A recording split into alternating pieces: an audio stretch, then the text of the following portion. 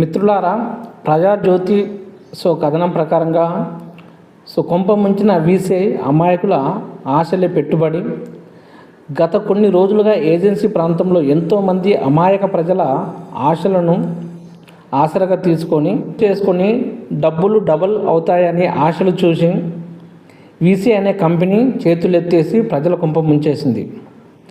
ఎన్నో రకాల కొనుగోళ్లపై డబ్బులు రెట్టింపు అవుతాయని నమ్మబలికించి ఆఖరికి అందరినీ నడి సముద్రంలో ముంచేసింది. పోలీసులు సైబర్ నేరాల గురించి ఎంత చెప్పినా పట్టించుకొని అమాయకులు సైబర్ ఉచ్చులో చిక్కుకొని లబోదిబం అంటున్నారు. తప్పేవరిది ప్రజలారా? ఇకనైనా ఆలోచించాలి.